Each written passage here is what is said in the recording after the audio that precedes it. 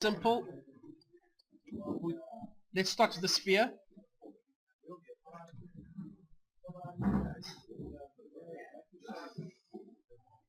Okay, I'm going to set the sphere segments to 18. I don't need that much. I'm going to call it eyeball. I'm not repeating, so convert to poly. The eye is made out of two, before I convert it to poly, the eye is made out of two sections, the lens and the actual eyeball, the meaty bits. So we're going to go and control V and call it lens. The lens is actually what reflects and what refracts your information. So I'm going to scale it up just to make it a little bit bigger than your eyeball. Convert this to a poly and hide selection. Let's just work on the inside of the eye. I'm going to get rid of everything. Sorry, I converted it to a mesh. Make it a poly. I'm going to get rid of the front ends because we're going to start making the actual eye. First, let's add any, let's say gray. Let's actually make it white. Give it a bit of a highlight and assign it. Okay. Open border edges. We'll literally select the open area. Add a little bit of detail here so it doesn't totally smoothen into the rest of the eye. Hold shift, scale, create the pupil, move it back. Let's make the pupil a little bit bigger. It needs to go in. Okay. Just bring it up a little bit forward. I like to add once again a little bit of row of detail just inside and then cap it. You can bring it in if you want and then cap it. Go down, find cap. Please don't leave it as it is. Here's the best way to understand it. Every point needs to be connected to another point. Otherwise it's going to smoothen funny and give you very undesired results, no matter which program you are in. So by module 3 I'm going to start using shortcuts only. Control Shift E will connect between 2 points and between edges, whatever you want. So just go Control Shift E, select the next one, Control Shift E. I'm not even going to go right click and connect anymore. I'm just going to go Control Shift E. Learn your shortcuts. They will save you lots of time. Okay, in every program, not just Max. There we go. Let's go and apply color. So I'm just going to grab the inside bit and make it black. I'm going to click row because that's not the end of the eye. There we go. That's the actual iris. Pupil, whatever you're going to call it. Make it black so you can actually visually see it in the viewport. And let's give the outside a little bit of color. Hold shift to select a whole group. Click row. We don't want to do that today, but for now let's just assign any color, green, whatever eye color you want. This is not your permanent eye color, this is just a stand-in so you understand what's going on. Okay. Make this black again. Okay. And that is your eye, the meaty bit. Awesome. The reason why you model it properly, and I keep getting the same question, why do we have to model everything properly? Well, if you don't, the guy who's setting up your morph targets and your animation targets will kill you. And literally he won't be nice about it because he has to spend extra hours after work and no one likes to work overtime. I'm going to make the eye tiny, for example. In this case, let's just add one row of detail. I've noticed that I forgot. Inside here, let's just add a little bit more detail. It's just too simple. Click ring, connect once. Shift it back because it has to be round. So just try to get that shape round. If we leave it like that, it's going to be flat, as you can see. Okay. Just think about what you're doing and you'll get the hang of it. Think in 3D, please. You're not doing 2D, you're not doing a drawing. Think of it in 3D. Drawing can help you. A lot of people say if you have the drawing skill, you'll be a better modeler. That's a lot of crap. You'll have a better understanding. You still have to tell your hand what to do. Okay. Now I'm going to shrink the eyeball, whatever you want it to do, and grab that one. Morph targets and blend shapes. Blend shapes, Maya uses blend shapes to literally create the shape, deform the shape of whatever you are modeling or doing. Let's call it eye. So if you wanted the character to smile, you duplicate the head over, move the vertex into place for a smile, and there you go. Then you need a morpher. So you drop down here and you look for morpher. There are slots for whatever you want it to do. I'm going to just right click, select it, and as you can see on my model, it's dilating. Okay. And that's how you'd make your character's eye dilate. Please don't ever get rid of your morph targets. It's the same as when editing. I've met a lot of editors that just delete their footage and think it's built into Final Cut. It's not. I know that sounds obvious, but it's not. Okay, there we go. What I might want to do is if the blue's spraying too over, so just go and clean it up. It's just a smoothing group issue. Just make that white instead of blue. And once again, you unwrap it and you texture all of it in Photoshop. If you're going to do a stylized character, then maybe this will work. Let's make this see through the top one. I'm going to call it lens. This is not glass. This is just a stand-in for you to be able to see it in the viewport. Go to your opacity, right-click to make it see-through. At the moment, it literally is gone. You might as well turn the layer off. Let's give it a bit of specular. Specular gives it how intense the light is bouncing off of it. Glossiness is how concentrated that light is on it. So let's bring it down a little bit. I went too far down. That's fine. Okay, and now let's go and create the lens. The lens has to work the opposite direction. The eye goes in, the lens go out. So grab the lens, grab the point, bring it out. Let's just start adding detail just to that little front bit. Connect, shape it out. It needs to be round. Around here, I want a little bit more detail because it's going to smoothen. Once I put a turbo smooth on, it's going to smoothen too much. So let's just chamfer that edge. Once again, just add more detail. I'm going to put the same smooth in both of them. So I'm just going to kill that smooth, grab all of it, put one turbo smooth so they're perfect for both. There we go. This is getting too pointy, so let's just start shaping it a little bit better. Turn your final show end result on. Grab all of it because it's going too far forward. Bring the point in. And that is your eye. Nothing much to it. The reason why you put it around in the front is so when reflections, the difference between reflections and refractions. A reflection is, if you've got chrome, everything that reflects from the world around it will be on the surface. A refraction has to do with glass. When you see something and the character walks behind glass and his face distorts, that is a refraction effect. He will distort behind it because the index of refraction is high. Okay. Same as if you walked behind a diamond, it would refract and you would distort. That's just what refraction does, and that's why you actually curve the surface. So the way the reflection and the highlight hits in it will work realistically. Okay. Let's carry on and let's go. What we're going to do now is make sure everything is perfect on our model. I'm going to leave the texture as it is. Make sure before you carry on, center your pivot. Go to pivot, make sure it's centered, which we did last week. Make sure everything is fine. Okay, and now make sure you got a reset X form, please. Convert it to a poly, and now it's good to go into ZBrush or Mudbox, whatever you want. Export selected, so go export. Let this little arrow pop up. It'll give you three options. Export will export everything in your scene, which exactly not what you want to do. Okay, then there's export selected. I've installed GoZ up here, which for me doesn't actually work the way it's advertised. It doesn't bring back my model with textures and everything properly. Maybe I'm doing something wrong and I'm an idiot, who knows. GoZ will take it to ZBrush, but I'm going to show you just in case you don't have ZBrush installed and you've got Mudbox. Go export selected, go to your file,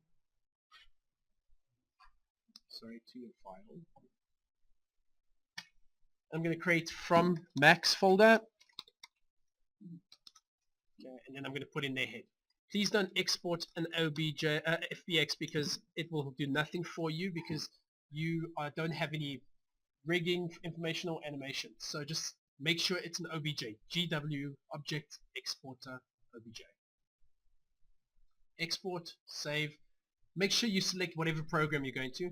By default, none will be pretty decent. Just make sure it's set. I like to be anal and set it to ZBrush. Any errors will pop up. Okay. Now we save, we close, we go open up. I'm not going to sculpt a lot, I'm going to sculpt big details so you can see what displacement actually does. Because you will not bring in your 6 million poly character from Mudbox or ZBrush into Max because I will not open it. You will bring in the same resolution that was gone out back in again. Okay, and let's bring it in. Tool. If it was Mudbox, you'd import it.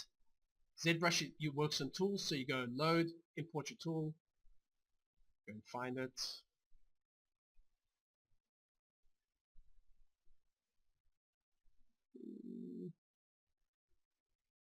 And that's why I put it from Max folder so I understand. In order to create it, drag selected into the viewport, left click and drag. Okay. Press T to switch to your edit mode, transform mode. and then press F will snap it straight to view. Whatever you got on will snap to view. Okay. Now let's discuss navigation again. Alt and clicking, left click on the background. Navigation in ZBrush is all about the background. Left click on the background and Alt will pan. Just left click on the background will rotate. Shift will automatically snap to 90, whatever it is. There we go. Okay. Now if you need to zoom in, it's a little trickier than Mudbox. Hold Alt, left click, let go of Alt, it'll zoom in. Okay. Now let's go and add some detail. I like to add little by little, literally little detail by little detail, so then we don't have too many issues. If you want to see your double-sided material, for example, mesh, go under here, on your right is all your properties. Under display properties, just make sure it's double-sided and you can see both ends. If it really bothers you, you can. Okay, at the moment, this is 2.5D. People say, what is 2.5D? It's technically Max's orthographic view. I sculpt in this view if the machine is older because it will let you sculpt for longer before it starts lagging. If you press P, you can see the difference. It's flattening out the edges in 2.5D. True perspective doesn't. It's looking through a camera. Okay, so because this machine can handle it, I'm going to look through it. Control D will add detail, as you can see. So we're going to start off with adding a little bit of detail. Please don't go too insane because you will make the mistake of doing fine details first and you don't want to do that. You want to start with big shapes, then work your way down. Okay, and then go save it because I've got a very bad habit of, with ZBrush will crash very often on me in Mudbox and actually all 3D packages. I'm going to call it ZBrush files head instead of Z project 01,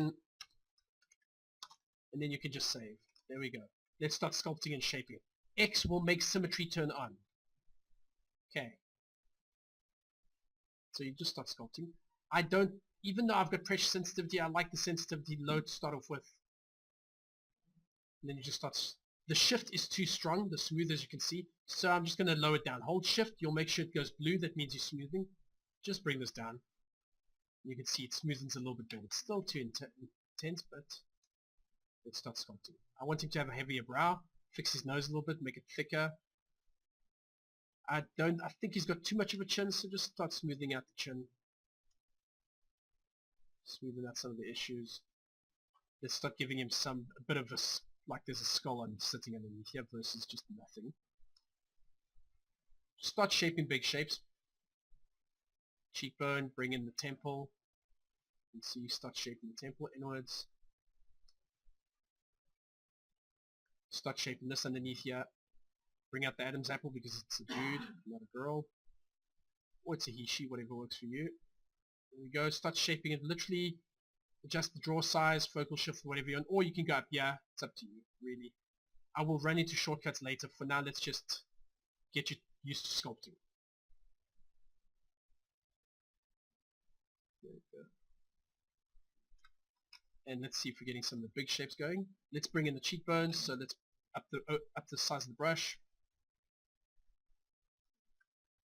There we go. Not too bad. Unfortunately, ZBrush, you can adjust it, has a very wide, I think it's using a 15mm lens, so it really makes it extreme. So once again, you can switch between 2.5D and 3D. Okay, so that's up to you. Let's go and actually see if the brow is decent. Push this in, the brow's becoming too flat. So once again, bring it in, start shaping it out. Just add a bit of eye fat, even though he might have a low body fat percentage. It just makes it look cool. Have your reference everywhere. Let's go add one more row of detail. Control D. Shift D will go down. Control D will go up. Add more. Okay. This is still what's going to go back in Max. This is what's going to come out when we displace it and use displacement maps. Let's start adding again. One more shape. Big brush again. Start shaping again, smoothing it out. Temple. What doesn't work? ZBrush. Oh no, don't. It takes practice. But I do apologize, I am a little bit rusty, I haven't done it in months. I'm very rusty.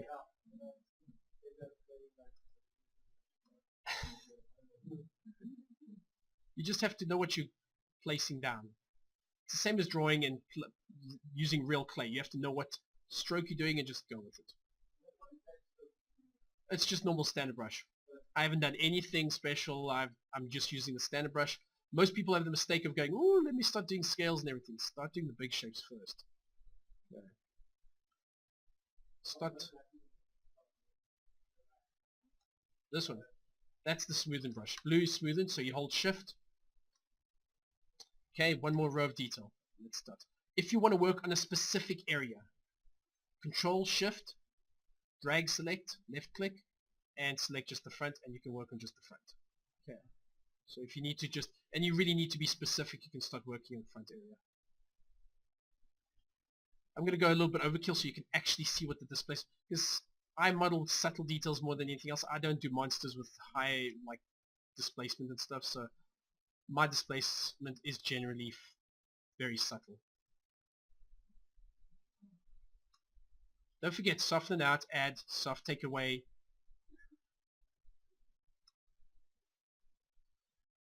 You can't make mistakes in ZBrush. You can just have to smooth and work your way back, or whatever you might need to do. Okay, let me just go one more up. I'm going to try add some. The reason why I unwrapped it both sides is so I can have make it asymmetrical versus perfectly symmetrical. So that's what I'm going to start doing.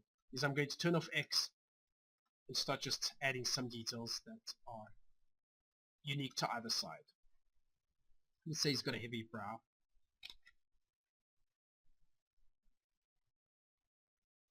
The first phase is to literally draw in. If you were going to do muscles all over the body, you would literally be cutting in the muscles where they go. Okay. Some things are getting too heavy. Now what I'm going to do is grab my move tool. To bring all of it back is Control, Shift, click on the background. We'll bring all of it back. I'm going to find my move tool by pressing M. We'll bring up everything that starts with M. There's my move tool. I'm going to go back down a few iterations by holding Shift D and just start shaping it a little bit better.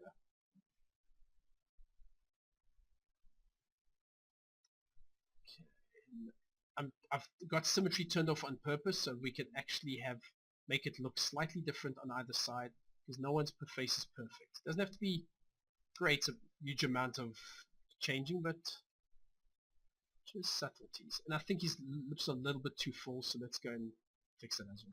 This time I'm going to turn symmetry on.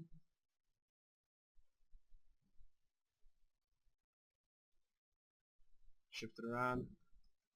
Go back into the lower view.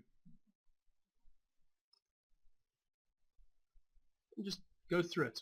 Don't worry, a lot of people on the internet will make it look very easy. It's just practice. That's all it comes down to, is a lot of practice. For anything to do with drawing, 3D, sculpting, it's all about practice. Just try shifting so your eye tells you that everything's not perfect. It doesn't have to be 100%. Because your eye will pick up that it's too perfect. You might not even spot it, but when you're even doing your own thing and what bugs you the most is that you can spot what's wrong, but you don't know exactly what's wrong, but your brain does. It's just getting your brain to tell the rest of you what's actually wrong. Okay, let's go and do some more fine details, for example. Go back to your standard brush. I'm going to go and deform a little bit of one of his sides so you can actually see what the displacement does. Soften everything out, go back down, soften it. It's easier to smoothen sometimes if you go down. It's too much. Just a little bit, and then go back up to subdivision.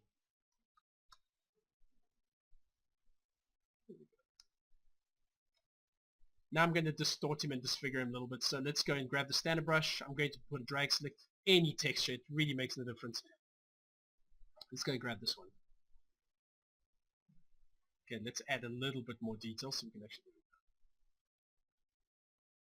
can actually see what it's displacing. I think it's not big enough, so let's go and pick another. Only one side. Sorry, let me turn off mine. Let me undo that. I just want to do one side only. Turn off X, turns off the symmetry. Let's just go add one more row of detail. Make it smaller so you can actually see.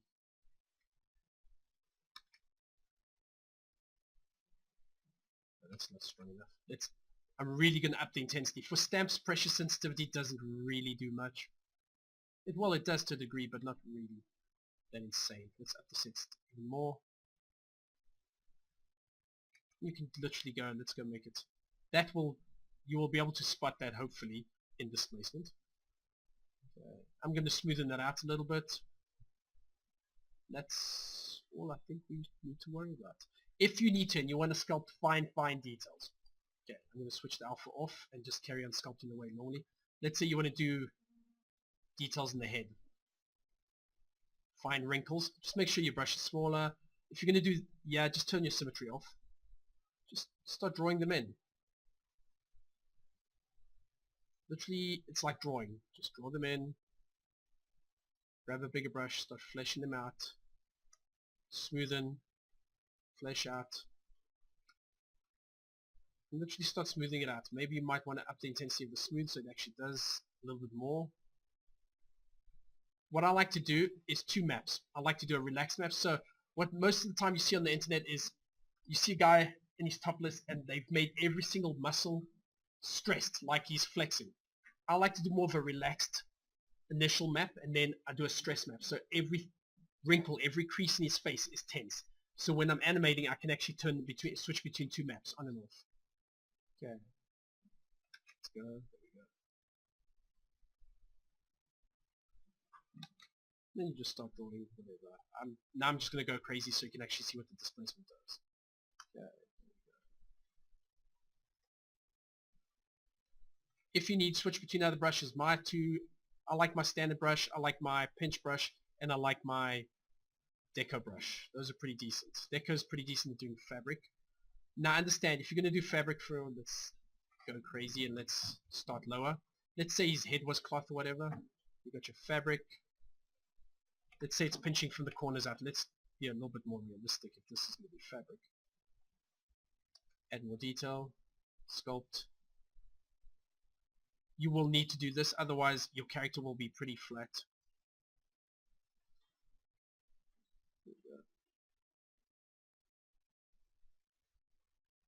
Just smoothen out. I'm going to do, that's fine.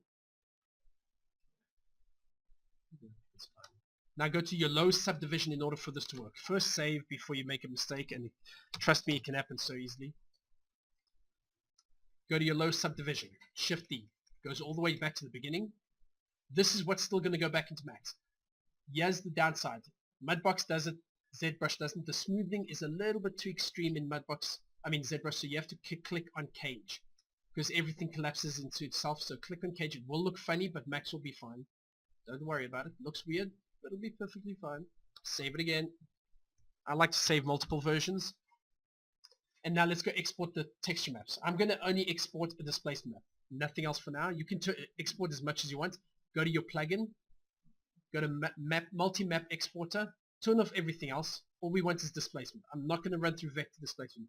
Let's not confuse you too much. Turn everything else off. Yellow means it's activated. Set it to a 2048 map. There you can see there's 512, 1024, 2048. Every program works in the same annoying sizes. Stick to them. Leave and flip V. What that does is ZBrush by mistake will flip your UVs up vertically. I don't know why. It thinks it's special. Leave it be. Let it go. Go to the export options. Sorry. And go and make sure that your displacement settings, you can see there's all your maps. Go to displacement map.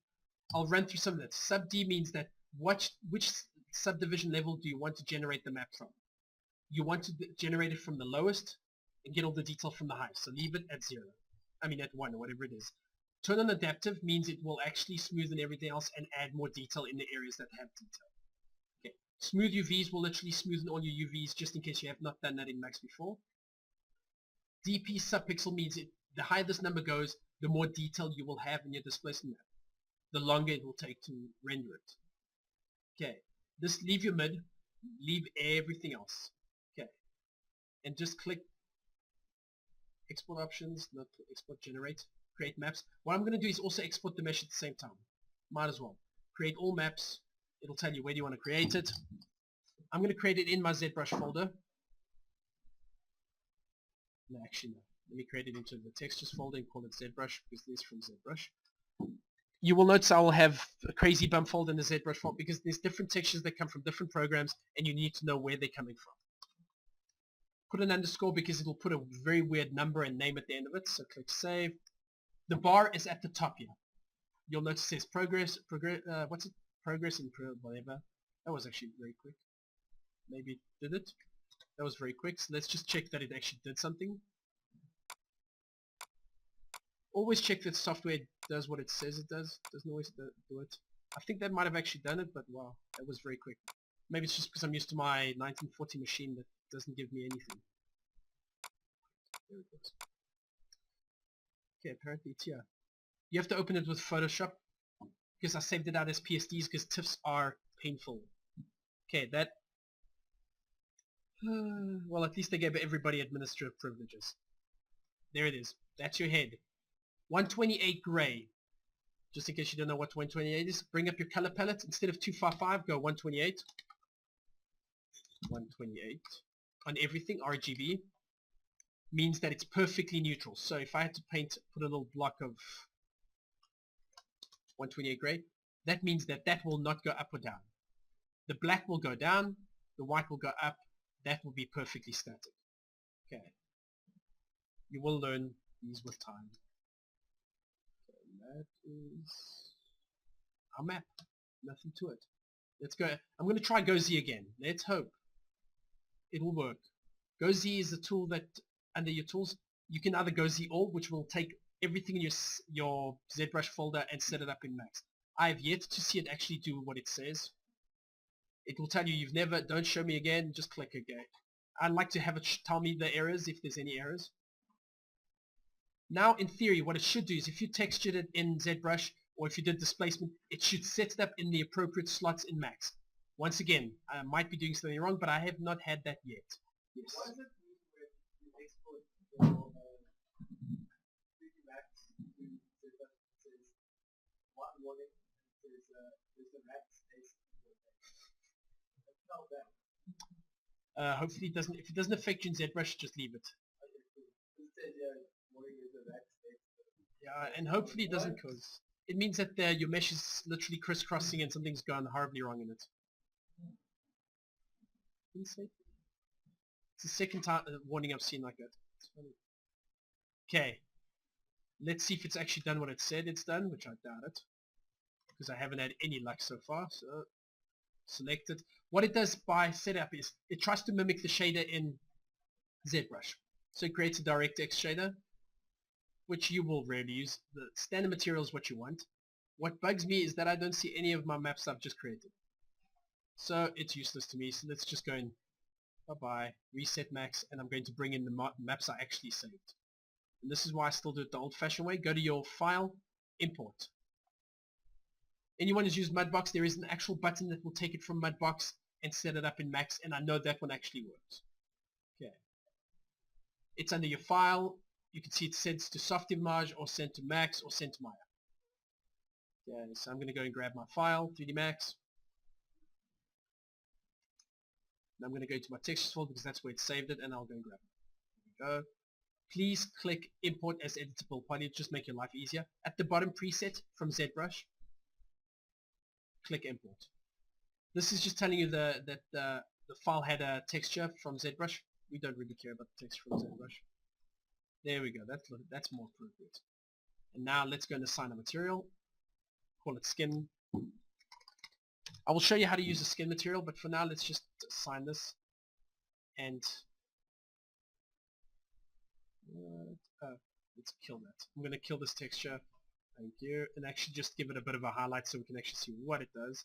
And in order to make sure that I don't know the depth and how the height has to go, so what I have to do is set a turbo smooth and do the old-fashioned way of displacement.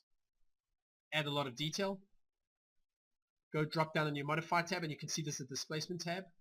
Click on luminance because that's 0.5 the same as ZBrush. I made sure they're both the same. And now you can go to the where it says use existing map channel. There we go. Go to your bitmap and assign material.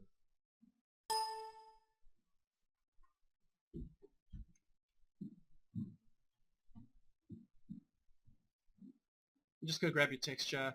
There it is. Click open. Please just assign it just to make sure that it's actually displacing it. And now you just up this number over here where it says strength. Let's go ridiculous and see what it's doing. I hope you can see what it's doing. Okay, let's set it to 100. I want to see how insane we have to push that. It's not too bad. 100 seems a little bit extreme, but it'll help show off what it does. As you can see, it's actually bringing in all the detail that you did.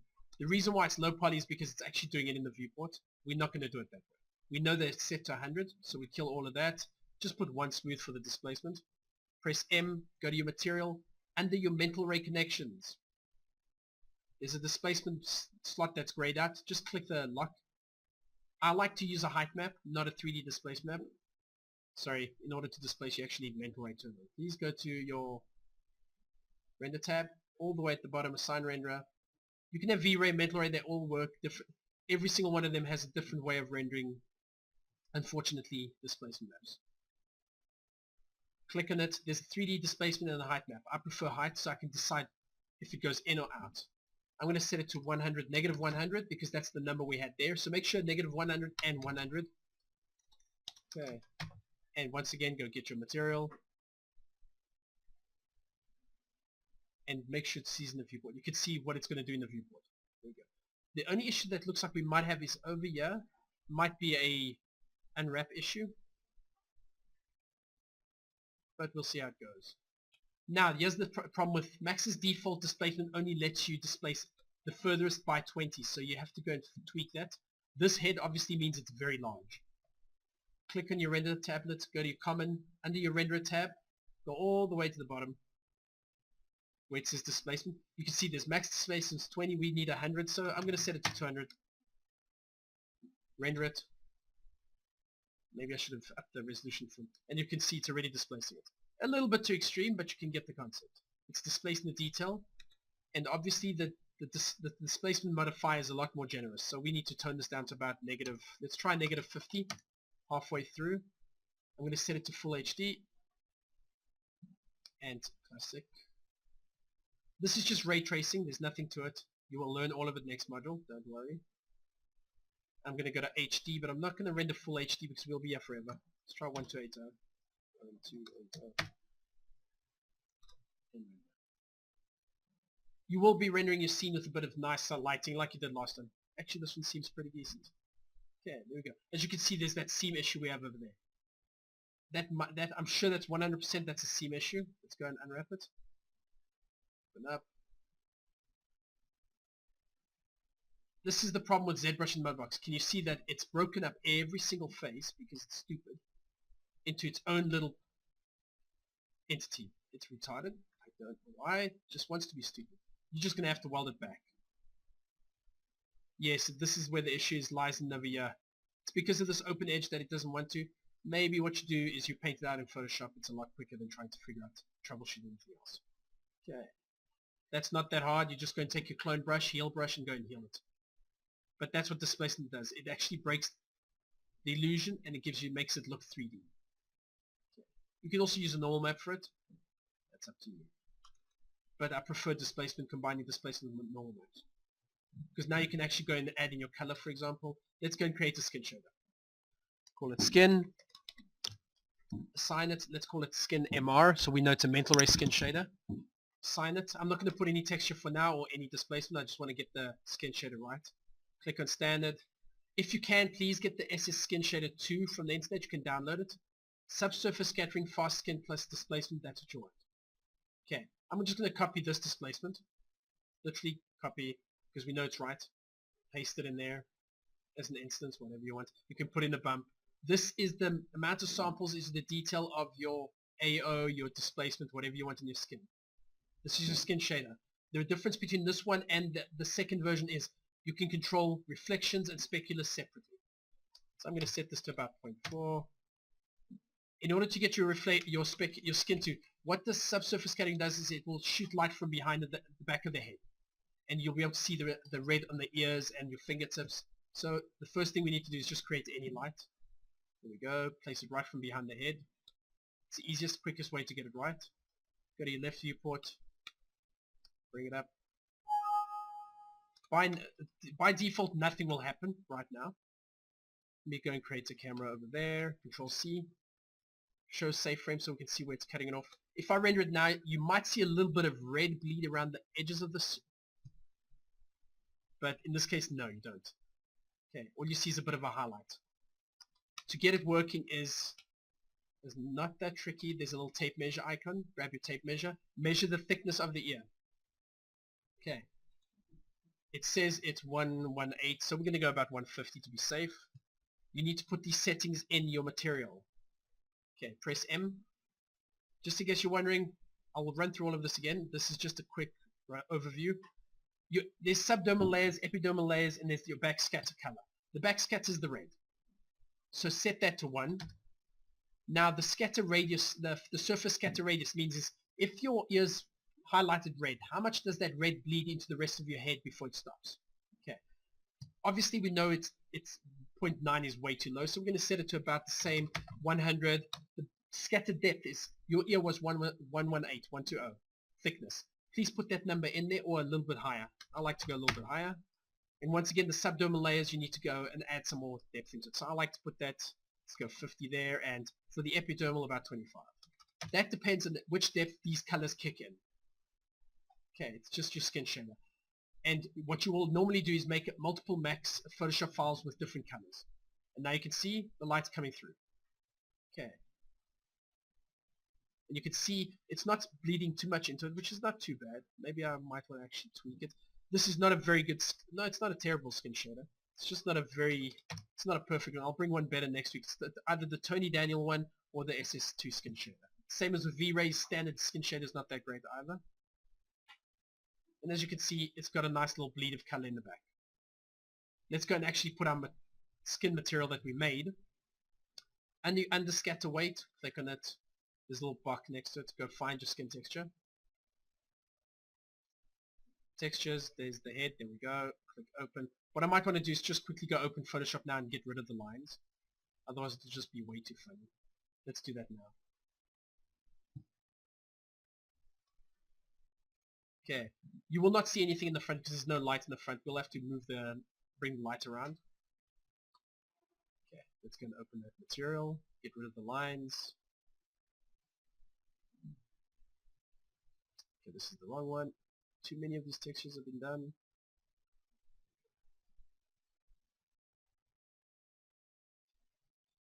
Just open up Photoshop, there we go. I'm just going to get rid of the lines, save it, close it.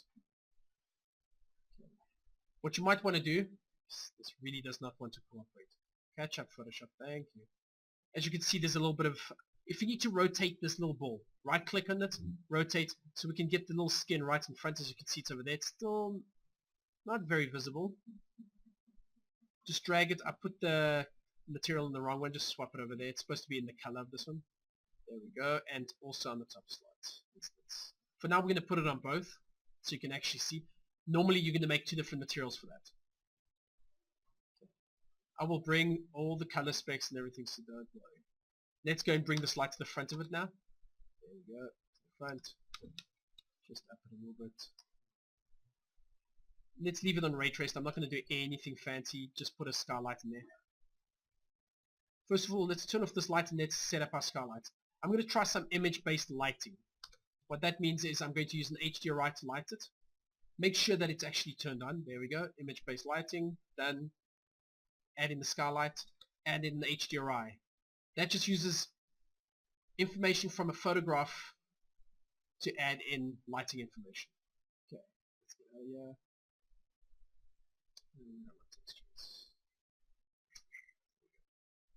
HDRIs. I'm going to pick any of them. Really makes no difference. There's tons of other HDRIs. I'm going to use the cheaper ones just because, for speed's sake. I'm going to go and find one closer to the bottom. That one's pretty decent. So I'm going to click this one, Snowfield, click open, go to my material editor, drag and drop this into the slot. I like to put it at the bottom so I know the HDRIs. Make sure it's an environment, spherical, and let's do a quick render and see what it looks like. Wait, sorry. Also put it in your background so you can get it. It will help with reflections as well because the skin does actually reflect. Drag it across, make it an instance, and render it. Just give it a while. Skin will take a while.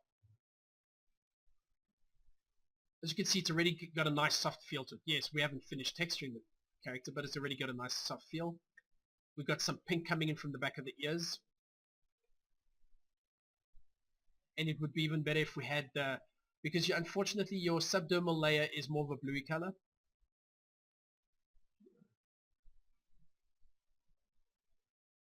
That orange is just the color coming bleeding in from the epidermal... oh no, that orange is the projector, sorry. The projector is very pinky and orangey there, apparently. Here's the colors that come through. At level 25, that means at the radius of 25, this color will kick in. Okay.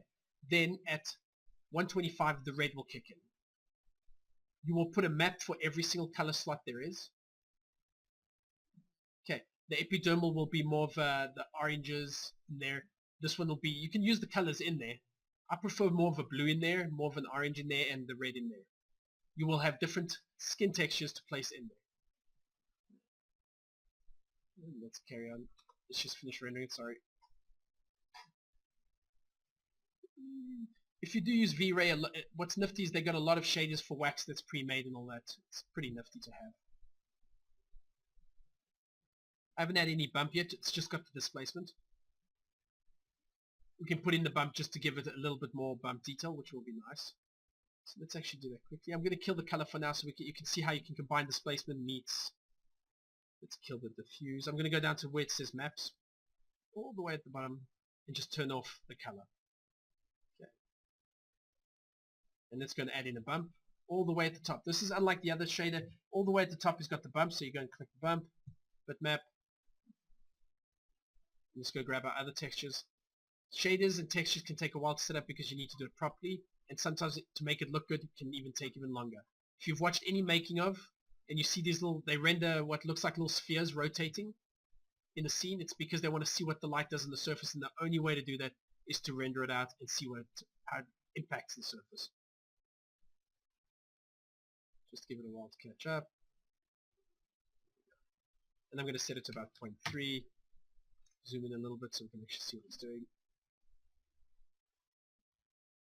Before displacement, what you used to, before ZBrush, you had to actually go and model all the wrinkles, all the deformations. Otherwise, you'd get nothing. The same as that's why you have to respect, let's say, Jurassic Park, the original, because they hand-painted all those displacement maps in Photoshop. There was no ZBrush to go and sculpt every single. You sat there and you painted it on the flat Photoshop. Anyone who's playing in Photoshop sat there and they made all those scale maps and they painted it by hand. Okay. So you have to give them kudos because it still looks better than some of the crap they do nowadays. Oh, it's displacing the detail I did in ZBrush. I did that so you can actually see that it actually physically dents it in. And it's even being affected by the subsurface scattering on the edges. Yeah, the skin shader takes a while. As you can see, the pores are there, but we don't have any directional shadows to pick it up, so let's go and do that quickly. Let's go add an actual directional light so we can bring it up to details. If you can have a skylight, it doesn't not need to be set to a multiplier of 1, try 0.2. I'm going to create an MR area spot because just in case I want to use soft shadows, which I won't for this exercise because we don't want to stitch up forever. Yeah, that's fine.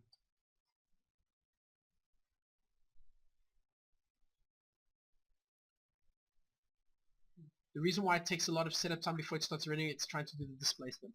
Trying to do all the translation and everything else. If you had a rim light, which generally what I like to do on the characters, is that the subsurface scattering on the back of the ears would pop out so much nicer. But even yeah, it's not doing too bad. It's got a nice bit of a pink coming back from the scene. We're getting some decent shadows from the displacement. Let's see. And this is just a simple, very off, like pink, very pinky white color that it's doing. If you have your skin shade, it'll work a lot better. And there we go. You get the pores coming in from the texture, which you probably might want to pump up because the skin shader likes to tone things down a bit. Because the moment you add in your skin color, it will fall away a little bit. But it comes out quite nice. There we go. It just adds in a little bit of pore detail. Another way to cheat pores is if you don't have, let's say if you're using very simple colors in Photoshop and you want to add some pore detail, add a bit of noise. There's a filter called add noise. Do a black and white map of noise and then overlay it subtly so it'll just pop some of the areas out. Just remember, around your eyes there are no pores. The skin around your eyes is pretty smooth. Okay, so just go in, if your map does do that. A lot of people when they're doing it in ZBrush just go crazy and do whatever they want. There's no, it's lines and detail around your lips. You can see, one thing I would definitely go fix is those moles. They're looking very weird. I'd go and paint them a little bit better in ZBrush rather than Photoshop. Okay. And it gives it a nice soft feel overall. Okay. So that's displacement. It actually physically displaces the mesh. That's called displacement. And then you got your bump detail, which is your pores. That doesn't do anything but render. It's at render time. It'll actually add a little bit of detail to the surface. Okay. Have fun. It is fun. All of it is fun. Otherwise, you wouldn't be wanting to do 3D. Whoever wants to do 3D for a living. Okay, and then just obviously save your file. I'm not going to.